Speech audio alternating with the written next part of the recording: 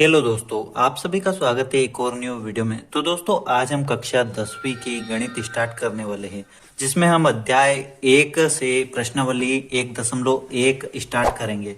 और यहाँ पर 1.1 स्टार्ट करते हैं, जिसमें पहला प्रश्न आप यहाँ पर देख सकते हैं। निम्नलिखित संख्याओं को अभाज्य गुणनखंडों के गुणनफल के रूप में व्यक्त कीजिए। ओके, तो अभाज्य गुणनखंडों के गुणनफल के रूप में व्यक्त करना है हमें। तो इसमें पहला सवाल दिया है, इसका मैं आपको तरीका बताता हूँ कि किस टाइप से सोल्व होगा। तो यहाँ पर हम सोल्व करते हैं। तो हमारा फर्स्ट सवाल जो है, यहाँ पर आप देख सकते हैं 140 है। ओके, तो यहाँ पर मैंने लिख लिया है 140। अब हमें सिंपली करना क्या होगा, तो आपको यहाँ से मैं सोल्व करके दिखा देता हूँ।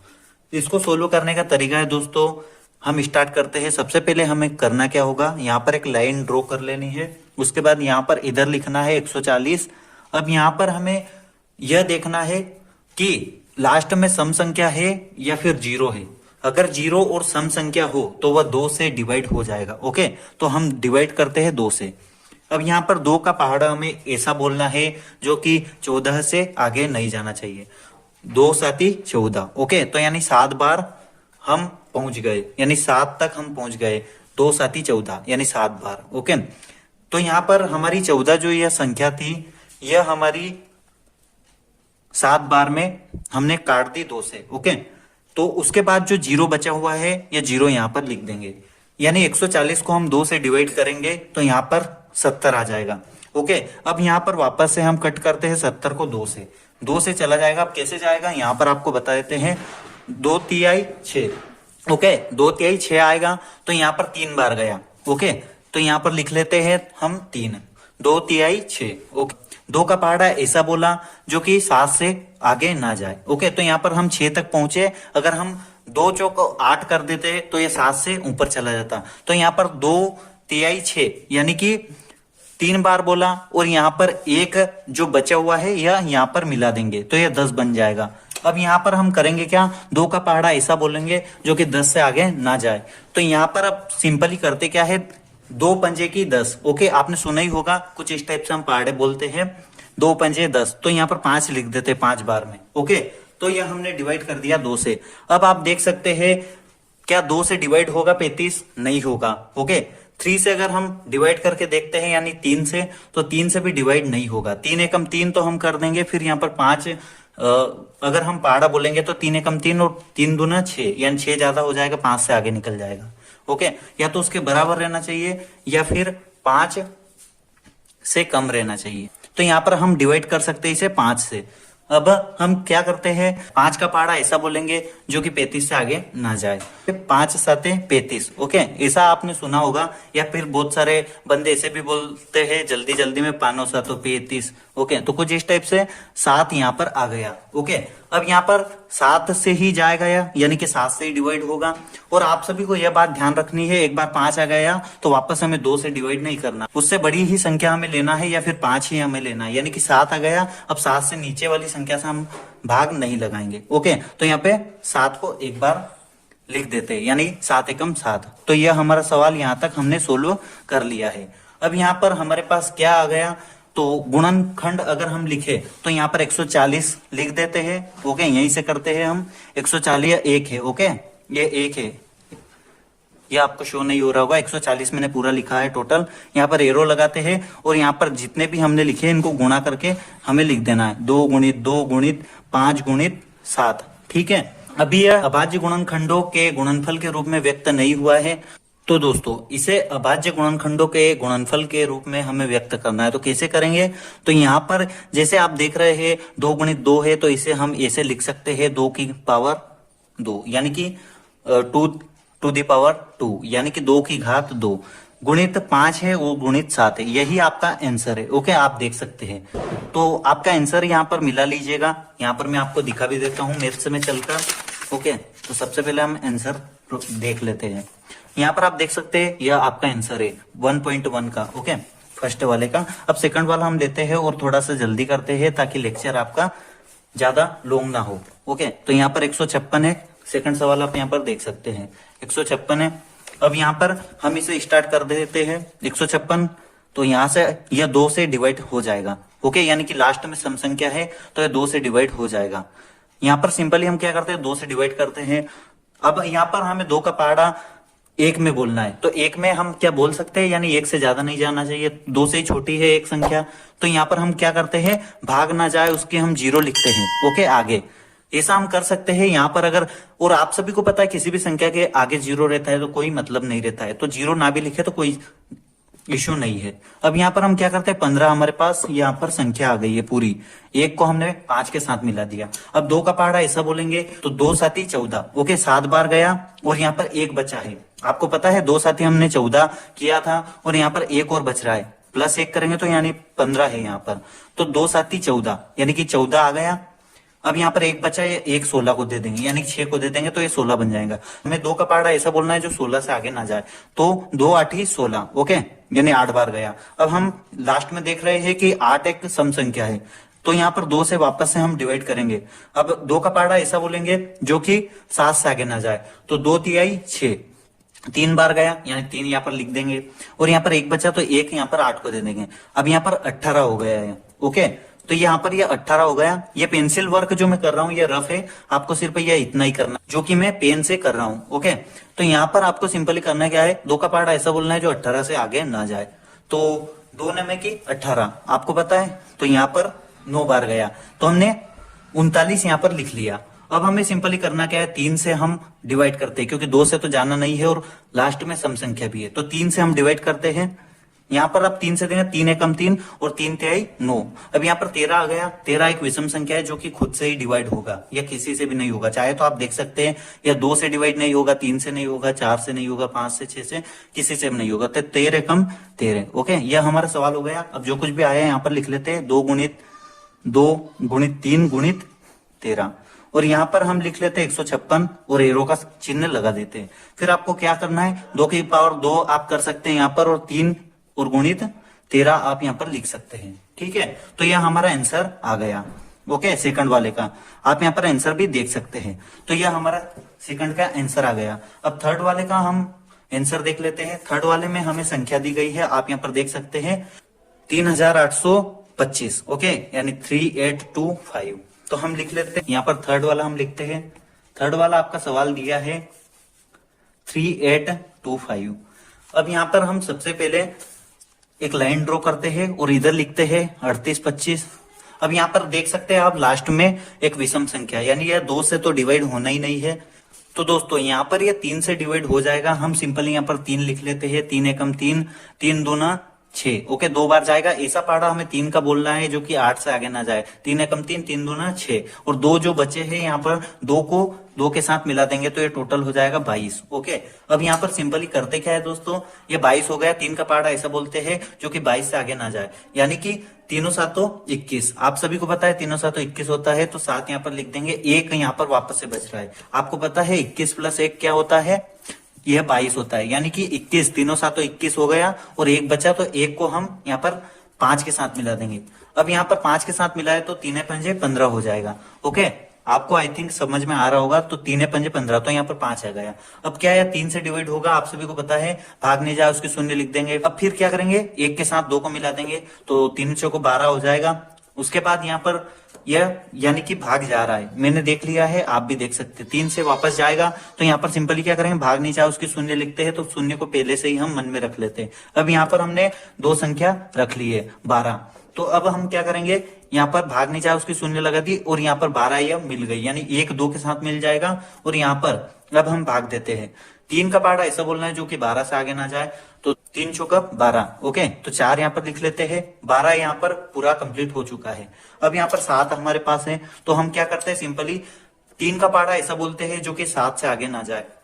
3 एकम 3, 3 दूना 6, 2 बार गया और 1 और बचा है तो 1 को हम 5 के साथ मिला देते हैं। 3 5 15 हो जाएगा। अब दोस्तों हम देख लेते हैं क्या यह 3 से कटेगा, तो आप सभी को पता होगा 3 एकम 3, 1 इसको देंगे तो 3 चौको 12 और यहाँ पर 5 बचेगा लास्ट में, तो यहाँ पर 3 से नहीं कटेगा, तो यह 5 से कट जाएगा। ओके, 4 से तो कटना नहीं है क्योंकि सम संख्या जब भी आती है तो वह सम से ही कटती है। तो यहाँ पर आप सभी को पता है 5 से कट जाएगा, तो भाग नहीं जाए उसकी शून्य लिखेंगे तो उसको मन में ही रख लेते हैं हम। अब हम करते क्या है दोस्तों, यहाँ पर सिंपली आपको करना क्या है, मैं आपको बता देता हूँ। भाग नहीं जाए उसके शून्य लिखेंगे कोई मतलब नहीं रहेगा। अगर तो 4 को हम 2 के साथ मिला देते हैं तो आप सभी को पता है पानो आठो 40 हम जैसे बोलते हैं 5 आठे 40। ओके, तो यहाँ पर हम लिख लेते हैं 5 आठे 40, तो 8 बार गया यानी कि 5 आठे 40, 2 बचा तो 2 हम इसके साथ मिला देंगे तो ये हो जाएगा 25। 5 5 जा 25। ओके, यानी कि 50 में 25। ओके, इसे बोलते हैं। तो यहाँ पर 5 का हम ऐसा पाड़ा बोलेंगे जो कि 25 से आगे नहीं जाए, तो 5 बार जाएगा यह। ओके, अगर हम 5 का पाड़ा बोलेंगे तो 25 तक जाएंगे तो 5 बार में हम बोल पाएंगे, यानी 5 5 जा 25। ओके, इसे हम बोल सकते हैं, यानी 50 में 25 इसे बोलते हैं स्टूडेंट्स बहुत सारे। ओके, तो यहाँ पर वापस से 5 से कट जाएगा। अब कैसे कटेगा? 5 का पार्ट ऐसा बोलना है जो 8 से आगे ना जाए। 5 एकम 5। ओके, 3 बचे तो 3 5 को दे दिए हमने, तो 5 7 35। अब यहाँ पर हमारे पास 17 आ गया तो 17 यहाँ पर लिख लेते हैं, और यह 17 एकम 17 हो जाएगा क्योंकि 17 और किसी भी संख्या से नहीं कटेगा। ठीक है, तो यह हमारा सवाल हो गया। अब हम लिख लेते हैं यहाँ पर 38 और 25 करके। उसके बाद हम यहाँ पर एरो लगाते हैं 3 गुणित 3 गुणित 5 गुणित 5 गुणित 17। ठीक है, यहाँ पर हमारा यह सवाल हो गया है। अब आप देख सकते हैं, तो हम यहाँ पर 3 गुणित 3 को क्या लिख सकते हैं? 3 की घात 2 गुणित 5 की घात 2 गुणित 17। यह आपका आंसर आ गया है। ओके, यह थर्ड वाले का आंसर आ गया। आप सभी को बता देते हैं आंसर। ओके, तो आप यहाँ पर देख सकते हैं आंसर आपका आ चुका है 3 to the power 2 5 to the power 2 into 17। Okay, तो यह आपका आंसर आ गया है। अब अगली संख्या आप यहाँ पर देख सकते हैं, चौथा सवाल है। आप यहाँ पर देख सकते हैं 5005। ठीक है, यानी 5005। तो चौथा सवाल अभी हम सोल्व करते हैं। चौथा सवाल देखते हैं यहाँ पर सोल्व करके। तो इसे कुछ लाइन ड्रॉ करी और इधर हमने 5005 लिख लिया। अब सिंपली दोस्तों आपको करना क्या है, 3 से देख लेना है कि 3 से कटेगा क्या है। तो 3 से अगर हम इसमें डिवाइड करते हैं 3 एकम 3 हो जाएगा। ठीक है, 2 बचेंगे यहाँ पर, तो 2 यहाँ पर दे देंगे, 3 छंगा 18 हो जाएगा। वापस 2 बचेंगे, 2 इधर, 3 छंगा 18, 2 इधर, 3 से नहीं कट हो गया तो यह 5 से हो जाएगा क्योंकि लास्ट में 5 है। और आप सभी को बता दें, जब भी 5 आता है, आप सभी को बता दें 5 जीरो किसी भी संख्या के लास्ट में हो या फिर 5 हो तो यह 5 से कट हो जाता है। ठीक है, तो लास्ट में हमारे पास 5 है, तो यहाँ पर हम 5 से देखते हैं। 5 एकम 5 डबल जीरो है, ऐसे कैसे उतार देते हैं 5 एकम 5। अब इसे हम किससे डिवाइड कर सकते हैं तो आप सभी को बता देते हैं दोस्तों। अगर आप यहाँ पर देखेंगे तो यह 6 से तो जाना है नहीं क्योंकि सम संख्या को सम संख्या ही काट सकती है। उसके बाद 7 से जाएगा क्या, तो हम देख लेते हैं। 7 एकम 7 3 बचेंगे, फिर 7 चौको 28 हो जाएंगे, 2 बचेंगे तो इधर, तो ये 7 से जाएगा। ओके, तो यहाँ पर 7 से हम इसे डिवाइड कर लेते हैं।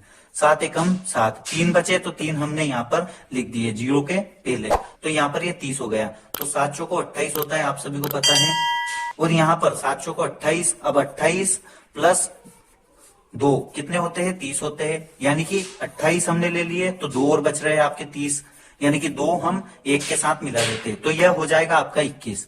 ठीक है, यहाँ पर 21 हो गया। तो आप सभी को पता है 7 तिहाई 21 होता है, यानी कि 143 हो गया। अब आप सभी को पता है 143 7 से कटेगा नहीं क्योंकि 7 दूना 14 हो जाएगा और यहाँ पर 3 बचेगा, तो यहाँ पर आपका 7 से नहीं जाएगा।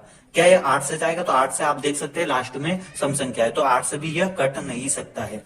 अब हम देख सकते हैं 9 से, तो 9 से नहीं कट रहा है, आप देख सकते हैं। फिर यह 11 से कट जाएगा, आप सभी को पता है 11 कम 11 होता है। और यहाँ पर 3 बचेंगे तो 3 के साथ मिला देंगे हम, तो 11 तिहाई 33 हो जाएगा। ठीक है, अब हम 13 को डिवाइड कर सकते हैं 13 से, तो 13 कम 13 हो जाएगा। ठीक है, आप सभी को पता होगा। तो यहाँ पर हमारा आंसर जो आया है हम देख लेते हैं, यहाँ पर 5005 और यहाँ पर एरो लगा देते हैं।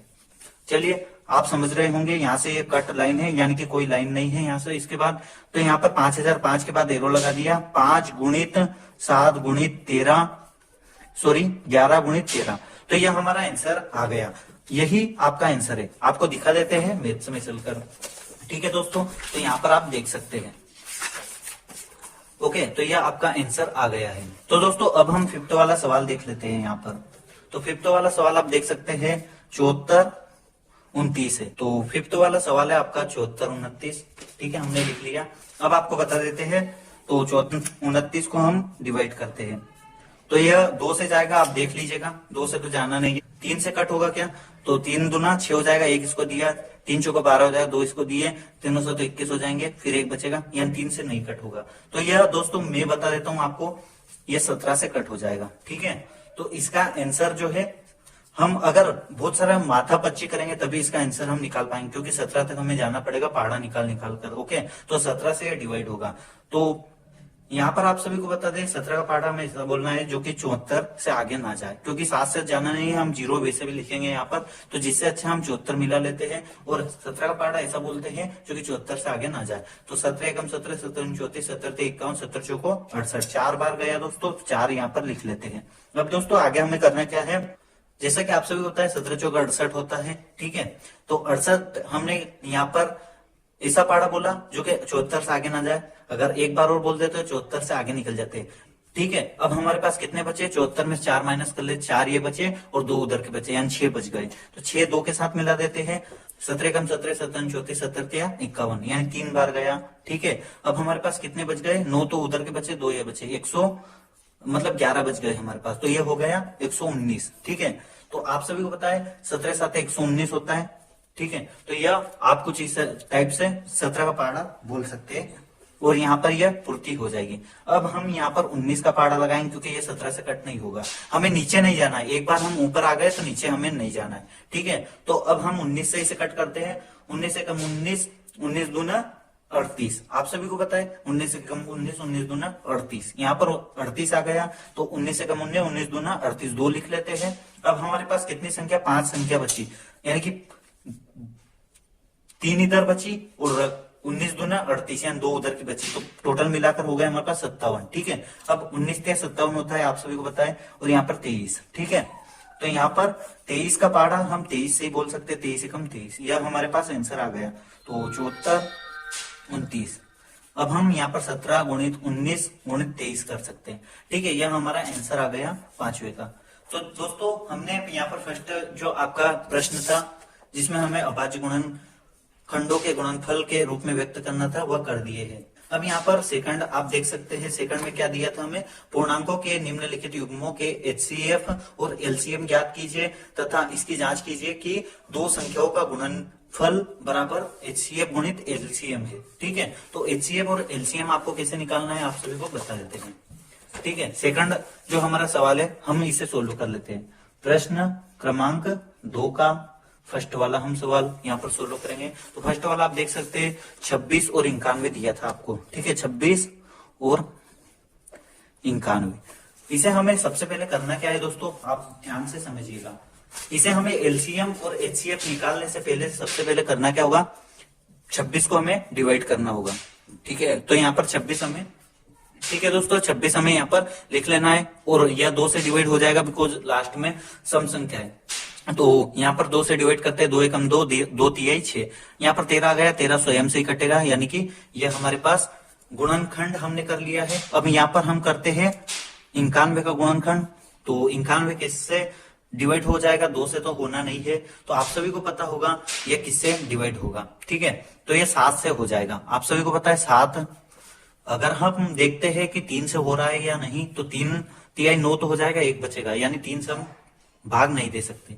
फिर 4 से तो दे ही नहीं सकते, 5 से भी नहीं दे सकते, क्योंकि 5 में 0 और 5 अगर लास्ट में है तो ही हम दे सकते हैं। ठीक है, 6 से नहीं दे सकते, यानी 7 से, तो 7 एकम 7, हमारे पास 2 बचे, यानी 21 हो जाएगा। ओके, 21 हो गया, तो 7 एकम 7, 7 दूने 14, तो इसे हम करते करते 21 तक पहाड़ा बोलेंगे, तो 7 तिहाई 21। ओके, आप सभी को पता है 7 तिहाई 21 होता है, तो यहाँ पर लिख लेते हैं। ठीक है, सॉरी यहाँ पर 7 लिख दिया मैंने, 7 तिहाई 21। ठीक है, हमें 7 का पहाड़ा ऐसा बोलना है जो 21 से आगे नहीं निकलना है। तो यहाँ पर आप देख सकते हैं 7 तिहाई 21 हो गया, यानी 13, तो 13 स्वयं से कटेगा। ठीक है, तो यहाँ पर यह हमने गुणनखंड कर लिया है। अब हमें सिंपली क्या करना है, 26 बराबर आपको क्या करना है, 26 बराबर करके 2 गुणित 13 लिख लेना है। और यहाँ पर दोस्तों आप सभी को बता दें, अब आप यहाँ पर 91 बराबर क्या है, आपके पास जो कुछ भी आया है 7 गुणित 13, तो यह यहाँ पर लिख लेना है। ठीक है, अब आपने यहाँ पर ये लिख लिया है। अब हमें LCM यहाँ पर फाइंड करना है सबसे पहले। ठीक है, तो यहाँ पर हम फाइंड कर लेते हैं LCM बराबर क्या आया आपके पास। तो LCM आप कैसे फाइंड करेंगे, आप सभी को बता दें, जितनी भी आपके पास संख्या है सभी को गुणा में लिख लीजिए, 2 गुणित 13। ठीक है, कुछ इस टाइप से आया था आपके पास, इनको लिखिए फिर इनको लिख लेना है। 2 गुणित 13 गुणित 7 गुणित 13, इसे आप लिख सकते हैं, ठीक है। या फिर दो, पहले इनको लिख लीजिए फिर इनको लिख लीजिए, सभी को आपको मतलब गुणा में लिख लेना है और उनका बराबर कर देना है। तो एलसीएम आपके पास 182 आ जाएगा, गुणा करके आप देख लेना। फिर एचसीएफ आपको कैसे फाइंड करना है, तो आप सभी को बता दें, जो दोनों में कॉमन आ रहा है, आपने इसको 26 को और 91 को कुछ इस टाइप से लिखा, आप दोनों में जो कॉमन है वो आपका एचसीएफ है, यानी एचसीएफ आपका आ गया 13। ओके, तो यहाँ पर 13 आपका एचसीएफ आ गया। तो यहाँ पर आप देख सकते हैं एलसीएम और एचसीएफ हमने यहाँ पर निकाल लिया। अब यहाँ पर इन्होंने क्या बोला है, दो संख्याओं का गुणनफल बराबर, आपको क्या बोला, एचसीएफ गुणित एलसीएम, तो दोनों बराबर आने चाहिए। दो संख्याओं का गुणनफल आपका क्या हो जाएगा, तो यहाँ पर ये आपको सबसे पहले सूत्र लिख देना है। तो यहाँ पर जो कुछ भी बोला गया है प्रश्न में देखकर ही आपको लिखना है, कहीं पर भी नहीं जाना है। दो संख्याओं का गुणनफल कुछ इस टाइप से आपको लिख लेना है। उसके बाद आपको लिखना है एचसीएफ गुणित एलसीएम, ठीक है। इसके बाद आपकी दो संख्या क्या दी थी आपको क्वेश्चन में, ये आपको देख लेना है, 26 और 91 आपको दी थी, 26 गुणित 91 आपको कर देना है। और दोस्तों यहाँ पर एचसीएफ का आपको मान पुट कर देना है, जो भी वैल्यू आई थी, तो यह 13 आई थी और एलसीएम आपका 182 आया था। अब जब आप इन दोनों का गुणा कर लेंगे तो आपकी दोनों तरफ आ जाएगी 2366, ओके, एंड 2366, 2366 इधर भी आ जाएगी, आप यहाँ पर देख सकते हैं। तो यह आपका आंसर आ गया, यह दोनों बराबर होने चाहिए और हमेशा ही बराबर आएंगे, ठीक है। तो यह हमें जांच करनी है, अगर दोनों तरफ बराबर है तो आपका आंसर राइट है, ठीक है। एक तरफ आपका अलग आता है तो वह आंसर आपका राइट नहीं होगा, वह गलत होगा। तो आपको कुछ इस टाइप से जांच करना है सूत्र के अकॉर्डिंग। तो आई होप सो दोस्तों ये सवाल भी आपको समझ में आया होगा। चलिए दूसरा सवाल हम देखते हैं, दूसरा आपका क्या है, तो आपको गणित में चलकर दिखा देते हैं। यहाँ पर आप देख सकते हैं दूसरा सवाल है आपका 510 और 92, ठीक है। तो यहाँ पर हम दूसरा सवाल भी कर लेते हैं, 510 और 92, ठीक है। तो यह आपका दूसरा सवाल है। अब हम क्या करते हैं, 510 को इधर लिख लेते हैं, 510 हमने लिख लिया। अब हम 2 से इसे कट कर देते हैं। 2 का पहाड़ा हम ऐसा बोलते हैं जो कि 5 से आगे ना जाए, तो 2 एकम 2, 2 दूना 4, और 1 यहाँ पर बच रहा है। आप सभी को पता है 4 + 1 कितना होता है, 5 होता है। तो यहाँ पर हमने 4 का तो काम कर लिया है, बाकी 1 हमारे पास बच रहा है, तो 1 हमें 1 के साथ मिला देना है, तो यह 11 हो जाएगा दोस्तों। अब आपको करना क्या है, 2 का पहाड़ा ऐसा बोलना है जो कि 11 से आगे ना जाए। तो 2 पंजे की 10 होता है, आप सभी को पता है, तो 5 यहाँ पर लिख लेते हैं। अब यहाँ पर वापस से आप सभी को पता है 11 कब होता है, तो 10 + 1 होता है। तो 10 का तो हमने काम कर लिया, 1 हमारे पास बचा, तो इसको 1 के साथ 0 के साथ मिला देते हैं, तो यह 10 हो जाएगा। तो आप सभी को पता है 2 पंजे की 10 होता है, वापस से हमने लिख लिया, ओके। अब हमने यह लिखा, अब यह आप सभी को पता है कि 3 से कट होगा या नहीं, तो हम पहले कर लेते हैं। आप सभी को पता है 3 का पहाड़ा हम 25 से आगे ना जाए ऐसा बोलना है, तो 3 8 24 होता है, 1 बचेगा तो हम इधर दे सकते हैं, तो 3 से यह कट हो जाएगा, तो 3 8 24 होता है। अब 1 जो बचा आपका, यह हम 5 के साथ मिला देते, तो यह 15 हो जाएगा। और 3 का पहाड़ा ऐसा बोलना है जो 15 से आगे ना जाए, 3 पंजे 15 हो जाएगा, ठीक है। तो अब यह 3 से जाएगा क्या, तो 3 से नहीं जाएगा, क्योंकि 3 दूना 6 हो जाएगा, और 2 इसे देंगे तो 25 हो जाएगा, और 3 के पहाड़े में 25 आता नहीं है। तो हम अब क्या करते हैं, 5 से इसे डिवाइड करते हैं, ठीक है। 5 एकम 5, 3 बचेंगे तो 5 के साथ मिला देंगे, यानी कि 35 हो जाएगा। अब 35 हो गया दोस्तों, तो 3 आप सभी को पता है 5 9 7 35 होता है, ठीक है, यानी यह 17 हो जाएगा। 7 बार गया यानी 7 लिख लेना है। अब दोस्तों आप सभी को पता है 17 से ही डिवाइड होता है, तो यहाँ पर लिख लेते हैं 17 एकम 17, ओके। तो यहाँ पर हमारा आ गया 510, ठीक है। 510 आप देख सकते हैं, 510 बराबर हमारे पास आ गया था यहाँ पर 2 गुणित 3 गुणित 5 गुणित 17, ठीक है। अब दोस्तों आपको सिंपली करना क्या है, अब दोस्तों हम क्या करते हैं, यहाँ पर 92 जो है 92 का गुणनखंड करते हैं। तो दोस्तों आप सभी को पता है ये 2 से कट हो जाएगा, यानी 2 से हम इसमें भाग दे सकते हैं। तो 2 का पहाड़ा ऐसा बोलना है जो कि 9 से आगे ना जाए। तो आप सभी को पता है 2 चौको 8 होता है, तो यहाँ पर लिख लेते हैं 4 बार गया, यानी 2 चौका 8। अब यहाँ पर आपको सिंपली करना क्या है, एक यह बचा है आपके पास, आप सभी को पता है, जब से मैं समझा ही रहा हूं आपको। तो आप सभी को पता है 8 + 1 कितना होता है, 9 होता है। 1 हमारे पास बचा, तो इसको 2 के साथ मिला देंगे, ये 12 हो जाएगा। अब हमें 2 का पहाड़ा ऐसा बोलना है जो कि 12 से आगे ना जाए, ठीक है। तो यहाँ पर लिख लेते हैं, तो 2 का पहाड़ा हम ऐसा बोलते हैं जो कि 12 से आगे ना जाए। दो एकम दो, दो दूना चार, दो तिहाई छह, दो चौक आठ, दो पन 10, दो छंग 12, यानी 6 बार हम गए तो 6 यहाँ पर लिख लेते हैं, 2 छंग 12।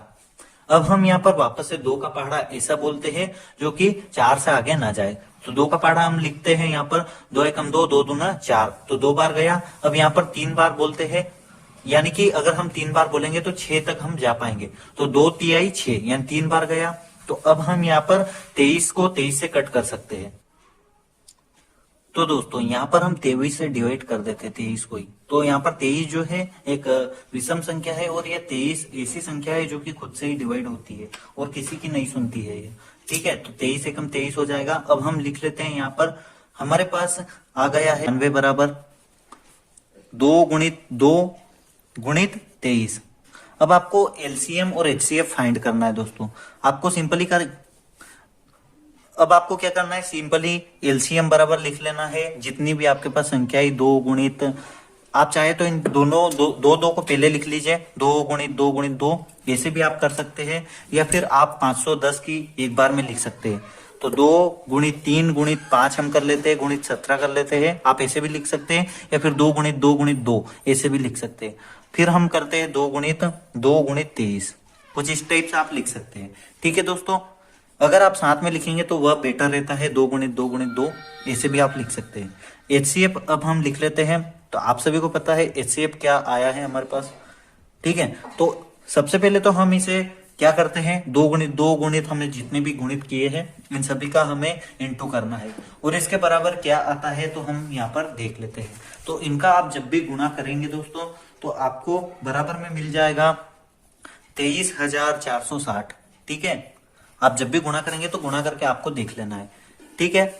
अब आपको सिंपली करना क्या है, एचसीएफ फाइंड करना है। एचसीएफ आप सभी को पता है, जो भी आपको कॉमन मिल रहा है इनमें आपको ऊपर देखना है। तो यहाँ पर आप देख सकते हैं आपको 2 यहाँ पर कॉमन मिल रहा है, यानी कि 2 हमारा एचसीएफ हो जाएगा। अगर दोस्तों मान लीजिए यहाँ पर 3 रहता तो 2 और 3 दोनों हमारे पास कॉमन आता, उस समय हम क्या करते, 2 गुणित 2 का 3 कर देते हैं, ठीक है। अगर कॉमन दोनों में 2 संख्या अलग अलग आ रही है तो हम यहाँ पर दोनों को गुणित करते और हमारा 6 आ जाता, कुछ इस टाइप से हम कर सकते थे। लेकिन यहाँ पर हमारे पास अभी 2 ही आ रहा है, तो हम यहाँ पर 2 लिख लेते हैं। एचसीएफ हमारा आ जाएगा यहाँ पर 2, ठीक है दोस्तों।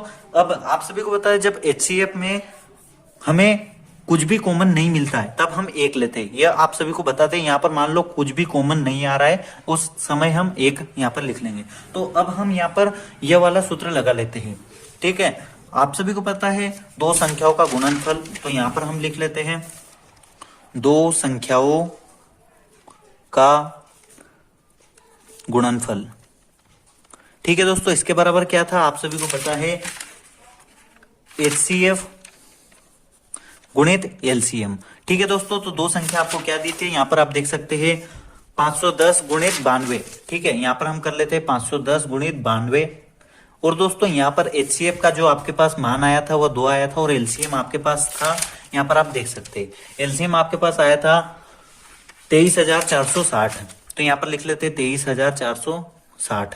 अब जब भी आप दोस्तों इनका गुणा करेंगे तो आपके पास जो लास्ट एंड पॉइंट आएगा, यानी कि दोनों तरफ, वह आपके पास आंसर आ जाएगा 46,920, ठीक है दोस्तों। ये आपके पास दोनों तरफ आ जाएगा। अगर दोनों तरफ एक ही आ रहा है आंसर आपका, तो आपका जो आंसर आया है वह राइट है, ठीक है। यानी दोनों तरफ एक ही आपका मान आ रहा है या फिर वैल्यू आ रहा है, जो कुछ भी आंसर आ रहा है या फिर संख्या आ रहा है, यानी जो कुछ भी आ रहा है वह आपका राइट आंसर हो जाएगा अगर दोनों तरफ बराबर आ रहा है। तो यहाँ पर आप देख सकते हैं दोनों तरफ बराबर है। अब दोस्तों आपका तीसरा सवाल हम देखते हैं। तो तीसरा सवाल सबसे पहले यहाँ पर लिख लेते हैं। तीसरा सवाल क्या है आपका, 336 और 54, ओके 54 इसे हम बोलते हैं, ठीक है। तो यहाँ पर लिख लेते हैं, 54 हमने लिख लिया, 336 और 54 यहाँ पर मैथ्स में आपको दिखा देते हैं थर्ड वाला आपका, तो इसको हम हल कर लेते हैं, ठीक है दोस्तों। तो 336 हमने सबसे पहले लिख लिया। यहाँ पर आपको पता है 6 क्या है आपका सम संख्या है, तो 2 से हम डिवाइड करते हैं, 2 एकम 2 और 1 बचा तो 1 इसको देंगे तो ये 13 हो जाएगा।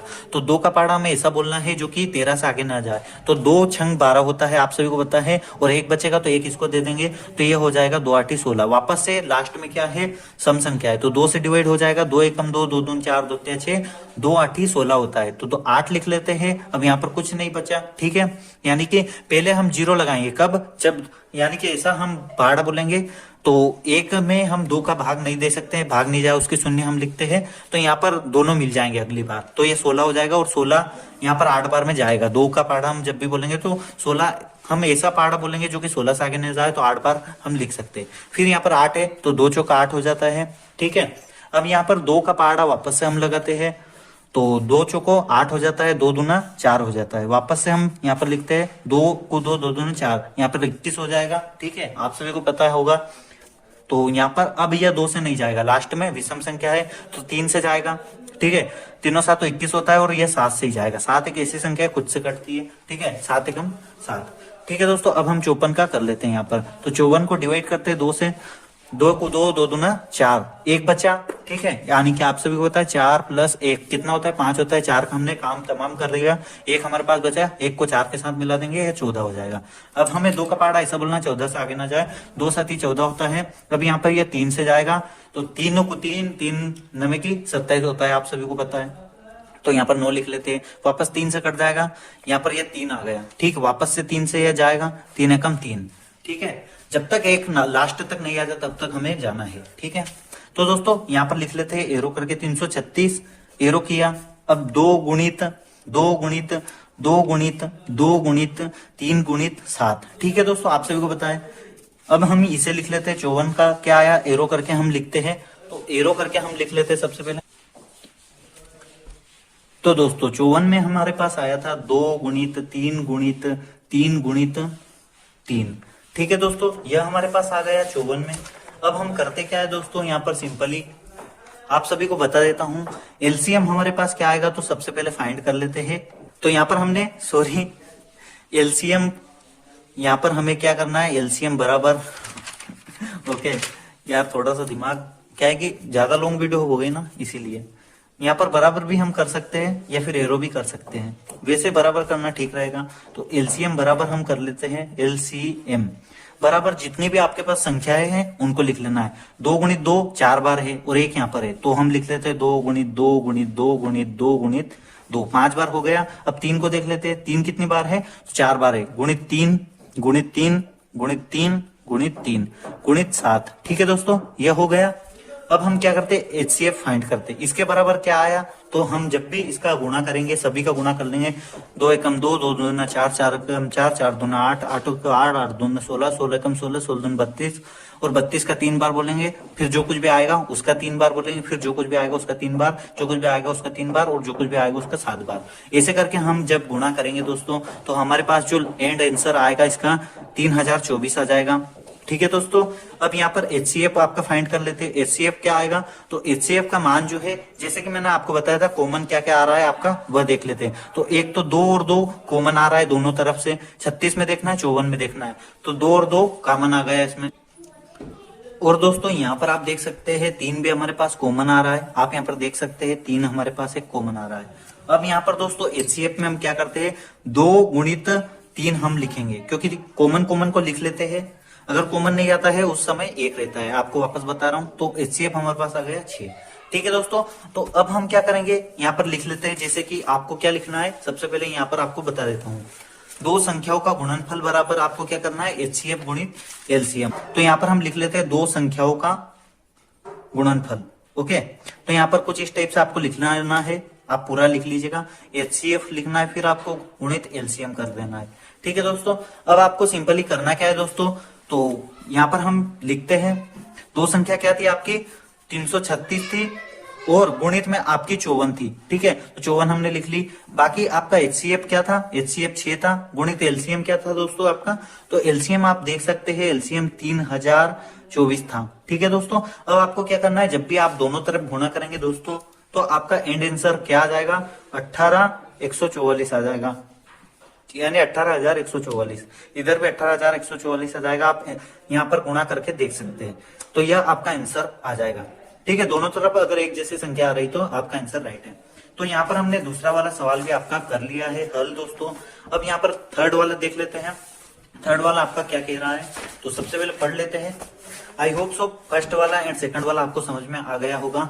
अब यहाँ पर हम देख सकते हैं थर्ड वाला सवाल। अभाज्य गुणनखंडन विधि द्वारा निम्नलिखित पूर्णांकों के एचसीएफ और एलसीएम ज्ञात कीजिए। यह तो बहुत सरल है दोस्तों, इससे भी जल्दी हो जाएगा। तो यहाँ पर हम देख सकते हैं प्रश्न क्रमांक 3 का आपके पास फर्स्ट वाला क्या दिया है, 12, 15 और 21। इसमें हमें बोला है दोस्तों, इसमें हमें बोला है एचसीएफ भी फाइंड कीजिए, तो यहाँ पर हम लिख लेते हैं, और एलसीएम भी फाइंड कीजिए। तो ये दो चीज हमें यहाँ पर फाइंड करनी है, यानी कि ज्ञात करनी है। तो हम 12 का यहाँ पर गुणनखंड करते हैं। ठीक है, तो 12 का गुणनखंड हम 2 से कट करते हैं। 2 छंगा 12, ठीक है, और 2 तिहाई 6 होता है। तो यहाँ पर 3 लिख लेते हैं। अब 3 से कटेगा तो 3 एकम 3 होता है। अब हम 15 का गुणनखंड कर लेते हैं। तो यह 3 से कट होगा, 2 से तो कट होना नहीं। 3 एकम 3, 3 दूना 6, 3 पंच 15 होता है। ठीक है, तो इसे हमने लिख लिया। अब 5 एकम 5, यहाँ पर 21 का हम गुणनखंड कर लेते हैं दोस्तों। तो दोस्तों आप स्टार्ट कर रहे हैं तो आप 2 से देख लीजिए, 2 से 21 कट हो रहा है क्या, नहीं होगा। यानी 2 से हम 21 को डिवाइड नहीं कर सकते, 3 से हम कर सकते हैं। तो यहाँ पर हम इसे डिवाइड कर लेते हैं। 3 9 7 21 आप सभी को पता है, और 7 ऐसी संख्या जो 7 से ही डिवाइड होगी। एक बार हम ऊपर चले गए तो नीचे हमें नहीं आना है। ठीक है, यानी 7 पर चले गए तो हमें 2 पर नहीं आना है वापस, यानी 5 पर भी नहीं आना है। ठीक है, अब दोस्तों यहाँ पर हम लिख लेते हैं 12 बराबर हमारे पास, या फिर 12 एरो करके भी हम लिख सकते हैं। क्या आ गया, 2 गुणित 2 गुणित 3 आ गया। अब हम यहाँ पर 15 का लिख लेते हैं। 15 बराबर क्या आ गया था हमारे पास, यहाँ पर 3 गुणित 5 आ गया था। और 21 बराबर लिख लेते हैं, क्या आ गया था, 21 बराबर 3 गुणित 7 आ गया था। ठीक है दोस्तों, अब आपको सिंपली करना क्या है दोस्तों, यहाँ पर इनमें से आपको एचसीएफ और एलसीएम फाइंड करना है। करना कुछ भी नहीं है दोस्तों, यहाँ पर आपका एलसीएम क्या आ जाएगा। तो जैसा कि मैंने आप सभी को बताया था, एलसीएम आपका सारा कुछ आपको लिख लेना है। 2 गुणित 2 और 3 कितना है, यहाँ पर आप देख सकते हैं 3 3 है, यानी कि 3 बार 3 है। तो हम लिख लेते हैं 3 गुणित 3 गुणित 3, और यहाँ पर 5 गुणित 7 कर लेते हैं। ठीक है, तो हमने सब कुछ लिख लिया है। आप चाहे तो सब कुछ ये लिख सकते हैं, उसके बाद ये, उसके बाद ये गुणा करके। ठीक है, इसे भी आप लिख सकते हैं, फिर 2 2 को पहले भी लिख सकते हैं। तो 2 हमारे पास 2 बार था, 3 हमारे पास 3 बार था, तो हमने लिख लिया। और यहाँ पर 5 और 7 बचा था। ठीक है, यह हमने लिख लिया। इसके बराबर आपका क्या आएगा, तो आप सभी को बता दें, जब भी आप गुणा करेंगे तो यह आपका आ जाएगा 420। ठीक है, 420 आपका आ जाएगा। आप गुणा करके देख लेना। 2 गुणित 4, ठीक है, 2 गुणित 2 करेंगे तो 4 हो जाएगा, और 4 का 3 बार, और जो कुछ भी आंसर आएगा उसका 3 बार, जो कुछ भी आंसर आएगा उसका 3 बार, जो कुछ भी आंसर आएगा उसका 5 बार। इस टाइप से आपको कर लेना है। फिर आपको एचसीएफ यहाँ पर फाइंड करना है। यहाँ पर एलसीएम था, तो गलती बहुत ज्यादा हो जाती है, ज्यादा पढ़ा लेते तब ऐसा होता है। तो एचसीएफ में आपको बता देते हैं। एचसीएफ में आप देख सकते हैं 3 यहाँ से कॉमन आ रहा है, इसमें से भी, इसमें से भी।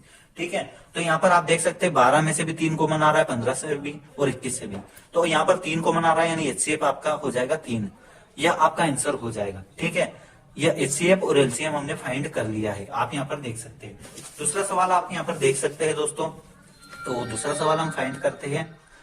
दूसरा हम लिख लेते हैं 17 23 और आपको दिया है 29। ओके, तो यहाँ पर सबसे पहले इनका हम गुणनखंड कर लेते हैं। 17 का गुणनखंड आप करेंगे तो आप सभी को पता है 17 एक ऐसी संख्या है जो खुद से कट होगी। 29 भी आपकी ऐसी है और 23 भी आपकी ऐसी है। तो 23 का हम जब भी करेंगे तो 23 एकम 23 हो जाएगा। यह 2 से भी नहीं कटेगी, 3 से भी नहीं, और 7 से भी नहीं कटेगी। दोस्तों आप देख लेना करके। और 29 को आप देख सकते हैं, 29 भी एक ऐसी संख्या है जो 29 से ही डिवाइड होगी। ठीक है, तो यहाँ पर हम लिख लेते हैं 17 बराबर क्या आ जाएगा, यहाँ पर एरो करके आप भी लिख सकते हैं। 17 बराबर 17 आ गया। ठीक है, 29 या फिर 23। ठीक है, 23 एरो करके लिख सकते हैं 23, यानी कि गुणनखंड में अगर आप देखते हैं तो यहाँ पर अगर 1 आता तो यहाँ पर 1 लिख सकते थे वैसे, तो 1 तक ही हमें इधर जाना था। यहाँ पर अगर 2 आ जाता तो हम लिख सकते थे 2 गुणित 23। ठीक है, इसके बराबर में यहाँ पर 29 आप एरो करके लिख सकते हैं 29। अब दोस्तों आपको करना क्या है, आप सभी को एलसीएम फाइंड करना है। एलसीएम आपको क्या करना है, 17 गुणित 23 गुणित 23, जो कुछ भी हमारे पास आ रहा है वह हम लिख लेते हैं। इसके बराबर जो कुछ भी आएगा आपका वह एलसीएम हो जाएगा। ठीक है दोस्तों, तो आपका इसके बराबर आ रहा है, हम देख लेते हैं सबसे पहले। दोस्तों इसका आंसर जो है हमारे पास 11,339, ठीक है, जिसको बहुत सारे बच्चे क्या बोलते हैं 39 भी बोलते हैं। तो दोस्तों अब हम एचसीएफ फाइंड कर लेते हैं। एचसीएफ आप देख सकते हैं, मैंने आपको जैसा कि बताया था, एचसीएफ में जब कुछ भी कॉमन नहीं आए तब एक आएगा। और एक कैसे आएगा दोस्तों, तो आपको पता है 17 गुणित 1 हम कर सकते हैं, 23 गुणित 1 हम कर सकते हैं तब भी वह 23 ही रहेगा, 17 गुणित 1 करेंगे तो भी वह 17 ही रहेगा, 29 गुणित 1 करेंगे तब भी वह 29 ही रहेगा। तो यहाँ पर क्या आ रहा है हमारे पास, एक कॉमन आ रहा है, यानी कि एक रहता है। जब कुछ भी कॉमन नहीं आया मतलब तब एक रहेगा। आपको यह बात याद रखनी है, चाहे आप यह ना लिखे या तो आप मन में याद रख सकते हैं, जब कुछ भी कॉमन नहीं आया तब हमें एक एचसीएफ का मान रख लेना है। ठीक है, कुछ इस टाइप से मैंने आपको समझा भी दिया है। अब हम थर्ड वाला आपका कर लेते हैं। तो दोस्तों यहाँ, ठीक है, तो थर्ड वाला आपका दिया था, हम लिख लेते हैं 8, 9 और 25। तो दोस्तों सबसे पहले 8 का गुणनखंड कर लेते हैं, 2 से इसे कट करते हैं, यानी ऐसा पाड़ा बोलते हैं जो 8 से आगे ना जाए। 2 चौको 8 हो जाएगा, 2 से वापस कट करते हैं, 2 दूना 4 हो जाएगा, 2 से वापस 2 एकम 2, जब तक 1 ना आ जाए। ठीक है, अब 9 का करते हैं। यह आप सभी को पता है कि 2 से हम कट नहीं कर सकते 9 को, तो 3 से करते हैं। 3 तिहाई 9 होता है और 3 एकम 3 होता है। ठीक है, यहां तक हम आ गए। सिस्टोमेटिक आपको एग्जाम में लिखकर आना है। 25 को अगर आप कट करेंगे तो वो 3 से भी नहीं होगा, और आपसे भी पता है 2 से भी नहीं होगा, 4 से तो होना नहीं है। क्यों? क्योंकि लास्ट में विषम संख्या है, तो आपको 5 से इसे डिवाइड कर लेना है। आप सभी को पता है 5 किसको डिवाइड कर सकता है, जब 0 मिल जाए लास्ट में और 5 मिल जाए। तो 5 है हमारे पास, 50 में 25 हो जाएगा। ठीक है, यानी कि 5 5 जा 25। ठीक है, ऐसे हम बोल सकते हैं। अब यार मैं क्या है, ये गांव की भाषा में, गांव की लैंग्वेज में बच्चे कुछ इस टाइप से बोलते थे, हमें भी ऐसे ही सिखाया जाता था। तो मैं इंग्लिश में भी बोल के दिखा दूं अगर आपको मतलब 50-25 समझ में नहीं आ रहा होगा। ठीक है, तो यहाँ पर हम लिख लेते हैं 8 का हक हम एरो करके लिख लेते हैं 2 गुणित 2 गुणित 2।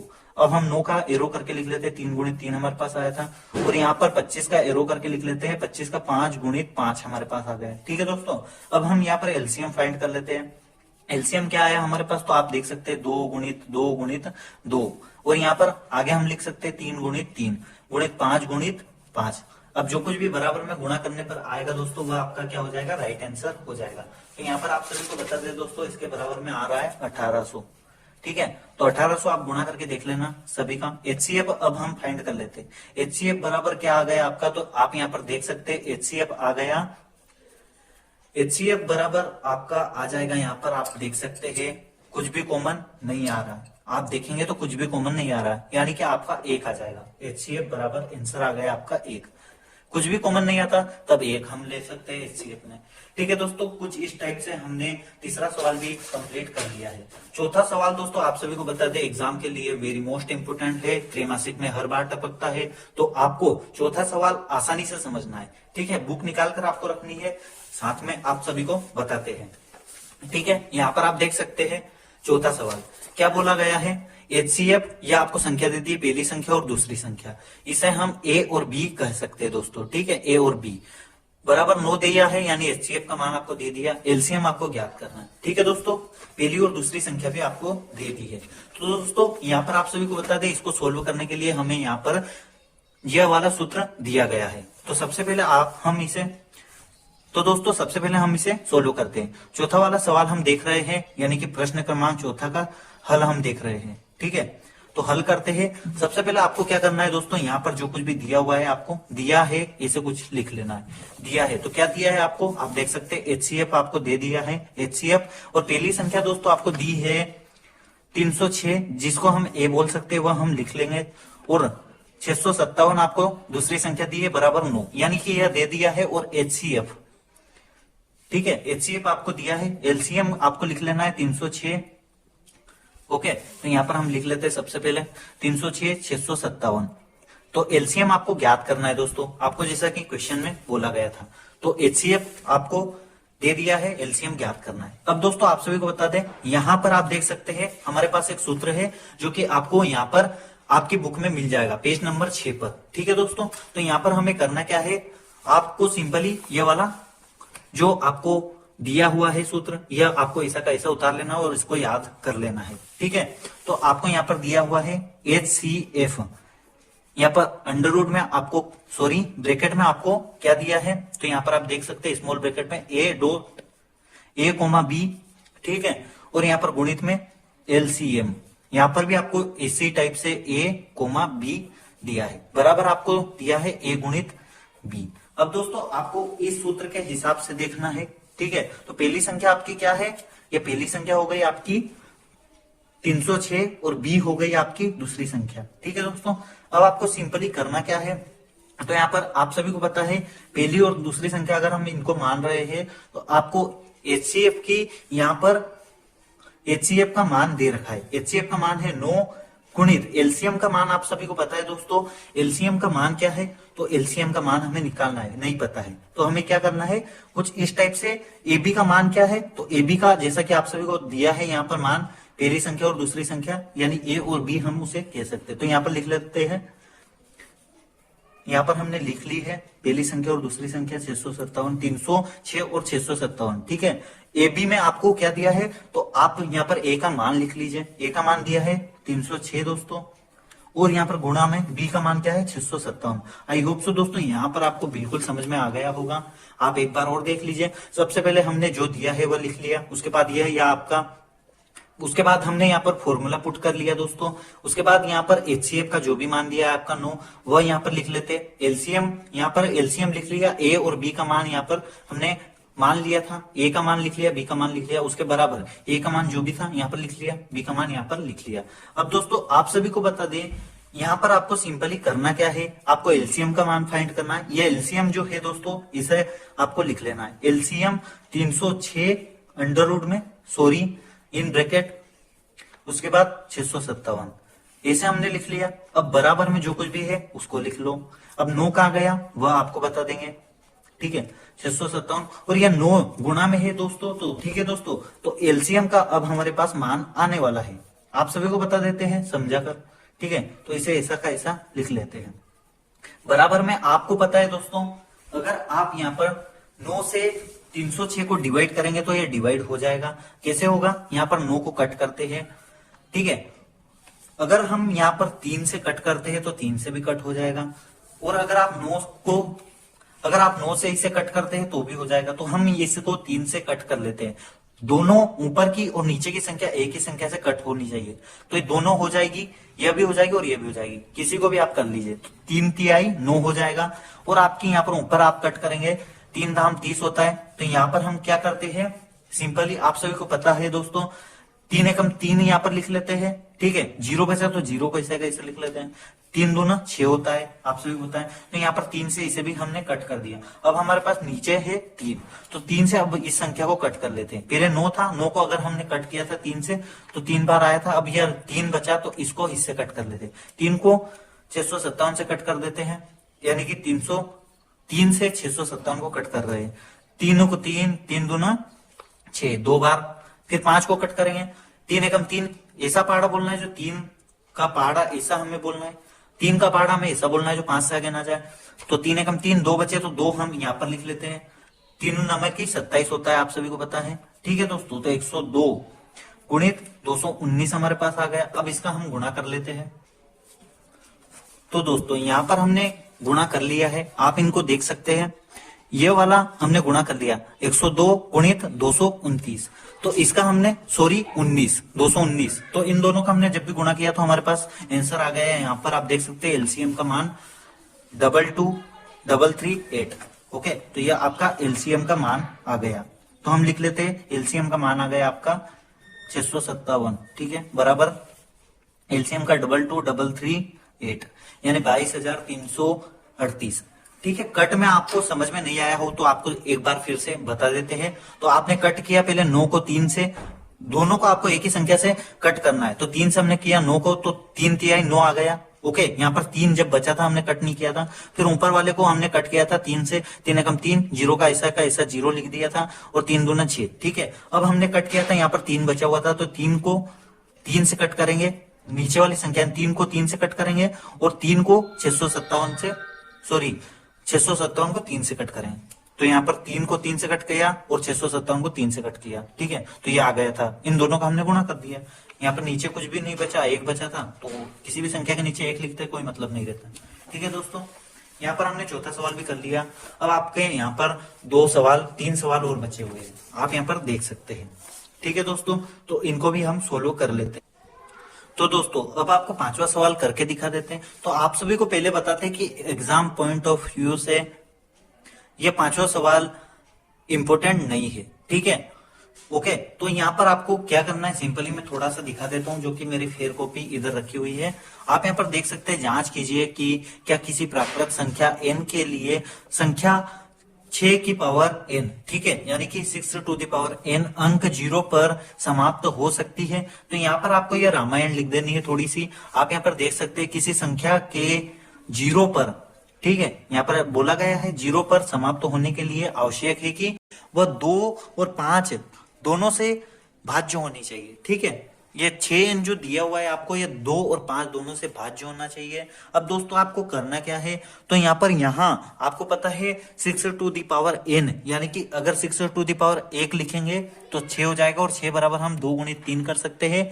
यानी कि आपको करना क्या है कि वह 6 जो है वह 2 से भी डिवाइड होनी चाहिए और 5 से भी होनी चाहिए। तो यहाँ पर स्पष्टतः दोनों से भाज्य, 2 से तो भाज्य है, यानी कि दोनों से भाज्य होनी चाहिए, यानी कि 2 से तो है परंतु 5 से भाज्य नहीं है। अतः ऐसी कोई प्राकृत संख्या नहीं है जिसके लिए 6n 0 पर समाप्त हो। तो यह रामायण आपको लिख देनी है, ठीक है। थोड़ा सा गड़बड़ है, लेकिन यानी कि आपके दिमाग के लिए यह चीज अगर आप पढ़ेंगे तो ये थोड़ी सी गड़बड़ लगेगी।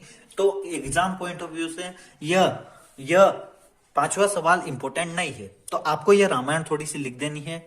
बाय चांस यह आएगा नहीं आपके एग्जाम में, लेकिन अगर आपको मैथ से पढ़नी है, अच्छे से पूरा एक एक सवाल करना है, तो आप यहाँ पर देख सकते हैं पांचवा सवाल कुछ इस टाइप से आप सोल्व कर सकते हैं। तो यह रामायण आपके लिए है। छठा सवाल आप यहाँ पर देख सकते हैं। छठा सवाल आपका क्या दिया गया है, जांच कीजिए कि छठा सवाल है, व्याख्या कीजिए कि 7 गुणित 11 गुणित 13 प्लस 13 और 7 गुणित 6 गुणित 5 गुणित 4 गुणित 3 गुणित 2 गुणित 1 प्लस 5 भाज्य संख्या क्यों है, ठीक है, भाज्य संख्याएं क्यों है। तो आप सभी को बता दें भाज्य संख्याएं क्यों है। तो यहाँ पर हम सबसे पहले इसे सोल्व करना स्टार्ट करते हैं। आपको छठा प्रश्न है, छठे प्रश्न का हम हल करते हैं। तो दोस्तों आप सभी को पता है यहाँ पर पहली संख्या हमें दी है ये वाली, ठीक है। तो यहाँ पर सबसे पहले हम लिखेंगे पहली संख्या। अब दोस्तों हम सबसे पहले, सॉरी ये कट नहीं है, यानी कि पहली संख्या हमने लिखा है, वह इसे लाइन खींचने के लिए मैं कर रहा था कोशिश, तो वह आगे चली गई, यहाँ नीचे उतर गई, ठीक है। पहली संख्या हमें दी है 7 गुणित 11 गुणित 13 प्लस का 13, ठीक है दोस्तों। अब आपको सिंपली करना क्या है, आप सभी को पता है 13 दोनों में से कॉमन आ रहा है, कॉमन ले लेते हैं। फिर दोस्तों आपको सिंपली करना क्या है, यहाँ पर जो कुछ भी लिखा हुआ है आप सभी को पता है 7 गुणित 11, ये 13 इनमें से कॉमन आया था, प्लस था तो प्लस, यहाँ पर 13 हमने कॉमन लिया तो 1 बचा, ठीक है। यानी कि अगर आप इसे सोल्व करके देखें 7 गुणित 13 आप कर सकते हैं, या फिर दोनों को आप ले सकते हैं 7 गुणित 11 और गुणित में 13 कर सकते हैं, प्लस में था या जब 1 का गुणा प्लस लगाकर करेंगे तो 13 आ जाएगा, ठीक है। कुछ इस टाइप से ये सोल्व होगा। अब आपको सिंपली इसके आगे करना क्या है, तो आप सभी को बता दें 13 ऐसा कैसे आपको लिख लेना है। आगे यहाँ पर आप अगर 7 का गुणा 11 करेंगे तो 77 आ जाएगा, 77 आ गया, प्लस का 1 आप कर सकते हैं यहाँ पर। अब आपको क्या करना क्या है, तो सिंपली आपको यहाँ पर पता होगा 13 गुणित कोष्टक में जो कुछ भी संख्या है उसको हम हल कर लेते हैं, तो 77 प्लस 1 कितना हो जाएगा, 78 हो जाएगा, ठीक है दोस्तों। अब आप जब भी इनका गुणा कर लेंगे तो आप सभी को पता है गुणा करने के बाद ये आ जाएगा 1014, आप गुणा करके देख लेना, ठीक है। अब दोस्तों ये भाज्य संख्या है, आप सभी को बोला है भाज्य संख्याएं क्यों है, ठीक है। तो यहाँ पर आप सभी को पता है भाज्य संख्या क्या होती है, तो दोस्तों आप सभी को बता देता हूं मैं भाज्य संख्या क्या होती है। भाज्य संख्या वह होती है जिनका 2 से ज्यादा गुणनखंड हो, जिनके 2 से ज्यादा गुणनखंड हो। तो आप सभी को पता है दोस्तों, आपको अगर पता हो तो दो की अगर हम बात करें, 2 एक भाज्य संख्या है या नहीं है, तो हम देख लेते हैं 2 ही यहाँ पर गुणनखंड है। एक तो एक से जाएगा या डिवाइड हो जाएगा या दो से होगा, यानी दो ही है। हमें भाज्य संख्या के लिए बोला गया है, यानी दो से ज्यादा गुणनखंड होने चाहिए। तो यहाँ पर 1014 के कितने हो जाएंगे, आप सभी को पता है यह एक से भी डिवाइड हो जाएगा। दो से अगर हम डिवाइड करना चाहे 114 को, सॉरी 1014 को, तो ये दो से भी हो जाएगा। आपको पता है दो से हम डिवाइड करके देख लेते हैं, 5। ठीक है, अब हम आगे के लिए देखते हैं, भाग नहीं चाहे उसके 0 लगा देंगे। अब 14 दोनों मिल गए तो वो 5 तो सॉरी 2 7 14 हो जाएगा। ठीक है, यानी दो से भी डिवाइड हो रही, तो दो भी हो गया। अगर 3 से करके देखें तो क्या 3 से हो जाएगा, तो आप सभी को बता दें 3 से भी हो जाएगा। 3 तिहाई 9 होता है, तो यहाँ पर लिख लेते 3 तिहाई 9, एक यहाँ पर दे देते यानी 11 हो गया। तो यहाँ पर आप सभी को पता है 3 एकम 3, 3 तिहाई 9 हो जाएगा, वापस 2 इधर हो जाएगा तो ये 24 हो जाएगा। ठीक है, यहाँ पर लिख लेते हैं 3 वापस से, 2 बचे 4 को दे दिए तो यहाँ पर 24 हो गए। अब क्या करते हैं हम, सिंपली दोस्तों 3 का भाग ऐसा बोलते हैं, यानी 3 का पाड़ा ऐसा बोलते हैं जो 24 से आगे ना जाए। ठीक है, तो यहाँ पर हम क्या करते हैं, 3 8 24 ऐसे बोल सकते हैं। तो यहाँ पर 3 से भी हो जाए, यानी कि बस यही काफी है हमारे लिए भाज्य संख्या ज्ञात करने के लिए कि ये भाज्य है या नहीं, पहचान करने के लिए कि दो से ज्यादा गुणनखंड होने चाहिए, 1 2 3। ठीक है, तो दो से ज्यादा गुणनखंड हो गए तो यहाँ पर यह भाज्य संख्या है। ठीक है, तो हम इन्हें इसे सोल्व कर दिया, अतः यह भाज्य संख्या है। यहाँ पर हम लिख सकते हैं। ठीक है दोस्तों, अब हम यहाँ पर क्या करते हैं, दूसरी संख्या लेते हैं जो भी आपके सवाल में दी है, दूसरी संख्या यहाँ पर देख लेते हैं। ठीक है दोस्तों, तो आप यहाँ पर देख सकते हैं दूसरी संख्या क्या दी थी आपको, तो आप यहाँ पर देख सकते हैं 7 गुणित 6 गुणित आपको दी थी 5 गुणित 4 गुणित 3। ठीक है, यहाँ पर आप देख सकते हैं, तो हमने उतार लिए यहाँ पर, सॉरी यहाँ पर गुणा था, गुणा का चिन्ह लिखा, उसके बाद 2 गुणित 1 प्लस का 5। ठीक है दोस्तों, अब हम करते क्या है दोस्तों, यहाँ पर आप सभी को बता देते हैं। सिंपली आप सभी को पता है कि 5 यहाँ पर कॉमन आ रहा है, तो हम यहाँ पर कॉमन लिख लेते हैं सबसे पहले, उसके बाद जो कुछ भी हमारे पास बच रहा है उसे हम लिख लेते हैं।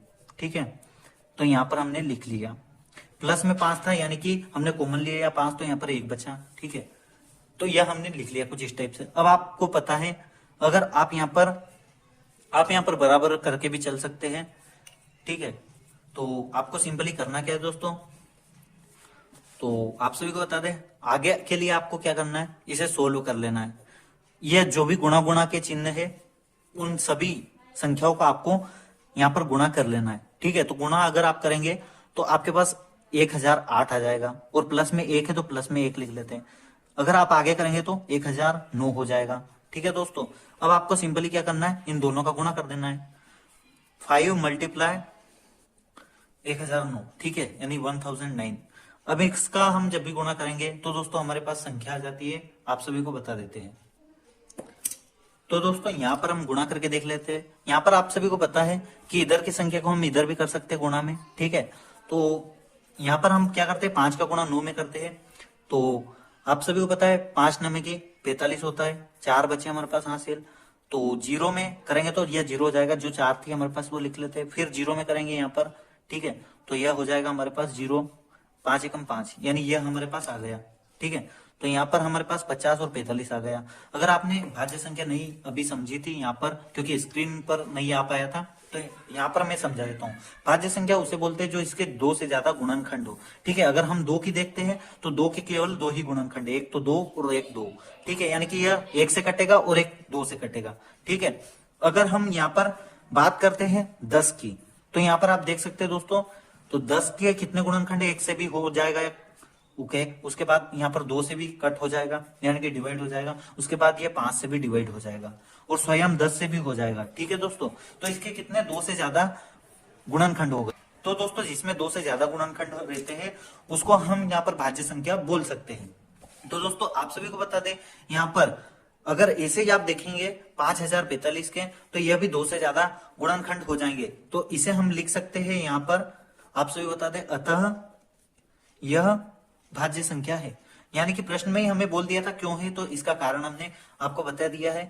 तो यहाँ पर यह आ गया, और हमें मन में तो पता ही है कि इसका हम गुणनखंड 2 से ज्यादा कर सकते हैं, यानी ऐसे हमारे पास बहुत सारी संख्याएं आ जाएंगी, अतः यह भाज्य है। ठीक है दोस्तों, तो यहाँ पर हमने छठा वाला सवाल भी कर लिया है, सोल्व। अब हम यहाँ पर सातवां वाला सवाल देख लेते हैं दोस्तों आपका जल्दी से। तो दोस्तों यहाँ पर मैं आपको बता देता हूँ सातवां वाला सवाल करके, सोल्व करके। ओके, तो यहाँ पर आपको बोला गया था किसी खेल के मैदान के चारों ओर एक वृत्ताकार पथ है। ठीक है दोस्तों, इसके बाद लिखा हुआ है इस मैदान का एक चक्कर लगाने में सोनिया को 18 मिनट लगते हैं। ये ठीक है, तो 18 का हमें यहाँ पर गुणनखंड करना होगा। यहाँ पर आगे बोला है जबकि इसी मैदान का एक चक्कर लगाने में रवि को 12 मिनट लगते हैं, तो 12 के भी हम यहाँ पर गुणनखंड कर लेंगे दोस्तों। अब यहाँ पर आप देख सकते हैं, आगे हम पढ़ लेते हैं। मान लीजिए वे दोनों एक ही स्थान और एक ही समय पर चलना प्रारंभ करके एक ही दिशा में चलते हैं, कितने समय बाद वे पुनः प्रारंभिक स्थान पर मिलेंगे। तो दोस्तों यहाँ पर आपको एलसीएम फाइंड करना है। ठीक है, आप सभी को बता दें, जैसे कि यहाँ पर हमारे पास क्वेश्चन लिखा हुआ है, तो यहाँ पर आपको एलसीएम फाइंड करना है और आपको लास्ट में चलकर यहाँ पर मैं पहले समझा देता हूँ आपको क्वेश्चन। तो हमारे पास यहाँ पर सातवां सवाल है, प्रश्न क्रमांक 7वां का हल हम यहाँ पर देखते हैं। आपको यहाँ पर बोला गया है 18 मिनट, तो 18 मिनट से यहाँ पर कौन प्रारंभ हो रहा है चलना, सोनिया। ठीक है, 18 मिनट लगते हैं, एक चक्कर लगाने में उनको 18 मिनट लग रहे हैं। किसको, सोनिया को। एक मैदान का चक्कर लगाने में 18 मिनट लग रहे हैं। तो यहाँ पर 18 का हम सबसे पहले गुणनखंड कर लेते हैं। तो 18 का हम 2 से करते हैं, 9 आ जाएगा यहाँ पर, और यहाँ पर 3 3 3 और 1। आई होप सो ये समझ में आ गया होगा। ठीक है, और यहाँ पर 12 का कर लेते हैं, 2 से 6, यहाँ पर 2 से 3 और यहाँ पर 3 से 1। ठीक है दोस्तों, तो यह कुछ इस टाइप से आ गया। अब दोस्तों यहाँ पर हम देखते हैं 12 को एरो या फिर बराबर करके लिख लेते हैं, 2 गुणित 2, सॉरी पहले 18 को लिख लेते हैं, 2 गुणित 3 गुणित 3, और 12 को लिखते हैं, तो 12 का क्या आ जाएगा, 2 गुणित 2 गुणित 3। अब आपको पता है इसे हम ऐसे लिख सकते हैं, 2 गुणित 3 की घात 2, यानी कि यहाँ पर 1 और 2 2 3 हो गए, यानी 2 बार 3 हो गए, यहाँ पर 2 बार 2 हो गए, तो 2 की घात हम 2 कर सकते हैं, गुणित में 3 कर सकते हैं, कुछ इस टाइप से हम इसे लिख सकते हैं। तो दोस्तों यहाँ पर हमने यहाँ तक तो सोल्व कर लिया। अब इसके आगे आप जब भी एलसीएम फाइंड करेंगे तो आप सभी पता है जो कुछ भी हमारे पास संख्या आ रही थी हम उन्हें लिख रहे थे, लेकिन आपको बता दें यहाँ पर जिसकी भी यहाँ पर पावर जो है 2 होगी, यानी 3 की पावर यहाँ पर 2 हो रही है। ओके, और यहाँ पर 2 टू दी पावर 2 हो रही है, तो जिसकी भी पावर हमारे पास यहाँ पर 2 है, उसकी हम यहाँ पर पावर क्या ले लेंगे, 2, जिसकी भी पावर 2 है उसी को हम यहाँ पर ले लेते हैं एलसीएम में। क्यों, क्योंकि यहाँ पर 2 ऑब्जेक्टिव है। ठीक है, अब और पिछले सवाल हम जब कर रहे थे तो सभी को हम एलसीएम में मिला रहे थे, उन सभी का हम गुणा कर रहे थे। ठीक है, यहाँ पर जिसकी भी पावर 2 हो रही है तो आप इसे इस टाइप से लिख सकते हैं, तो 2 की पावर 2 हो रही है और 3 की पावर 2 हो रही है। तो यहाँ पर आप क्या करेंगे, 2 टू दी पावर 2 एक यहाँ पर लिख लेंगे, गुणित में 3 टू दी पावर 2 लिख लेंगे। और आपको पता है 2 की घात 2 है, तो इसको हम ऐसे लिख सकते हैं, 2 गुणित 2 और 3 गुणित 3। जब इसे करेंगे तो आप यहाँ पर लिख सकते हैं 36। इन सभी का गुणा करने के बाद 36 मिनट आ जाएगा। फिर आप यहाँ पर लिख सकते हैं अतः सोनिया और रवि एक ही स्थान से चलने के बाद दोबारा 36 मिनट बाद प्रारंभिक स्थान पर मिलेंगे। ठीक है, तो यह कुछ इस टाइप से आपका सवाल सोल्व होगा। थोड़ा सा इसे देख लीजिएगा, यहाँ पर आपको थोड़ी सी गड़बड़ लग सकती है, तो इसे यहाँ से अच्छे से समझ लीजिएगा। तो दोस्तों 7वां सवाल कुछ इस टाइप से आपका सोल्व होगा। चलिए आज के वीडियो में बस इतना ही दोस्तों। अगली वीडियो में हम आपको उदाहरण करवा देंगे जो कि इंपॉर्टेंट है एग्जाम पॉइंट ऑफ व्यू से। ओके, तो आप सभी को बता दें यहाँ पर यह जो अंडर रूट वाले है, अंडर रूट 2 एक अपरिमेय संख्या है, अंडर रूट 3 और एक और रहता है आपका अंडर रूट 5 वाला। ये 3 सवाल वेरी मोस्ट इंपोर्टेंट है जो कि उदाहरण में है, इनको भी हम सोल्व करा लेंगे। उसके बाद हम 1.2 सोल्व करेंगे। ठीक है दोस्तों, तो यह हम आपको अगली वीडियो में करा देंगे। उसके लिए आपको चैनल को सब्सक्राइब कर लेना और प्ले लिस्ट हम बना देंगे मैथ्स के लिए। अभी हमने मैथ्स से स्टार्ट कर दिया तो प्ले लिस्ट हम बना लेंगे। ठीक है, तो वहां से जाकर आप अपनी मैथ्स की तैयारी कर सकते हैं। प्ले लिस्ट आपको मिल जाएगी चैनल के अंदर। ठीक है, तो यहाँ पर आप चैनल में जाकर प्ले लिस्ट देख पाएंगे। अभी तो स्टार्ट ही किए हैं मैथ्स को पढ़ाना, तो धीरे धीरे हम पढ़ना इसे स्टार्ट कर देंगे। ठीक है, आगे बढ़ेंगे। ठीक है, तो वीडियो को यहीं पर एंड करते हैं दोस्तों। Thank you so much for watching this video, और ऐसी ही अच्छी अच्छी वीडियोस पाने के लिए चैनल को सब्सक्राइब कर लेना। चलिए आज के वीडियो में बस इतना ही, मिलता है आपसे नेक्स्ट वीडियो में। जय Shri Mahakal, Vande Mataram, take care, good bye.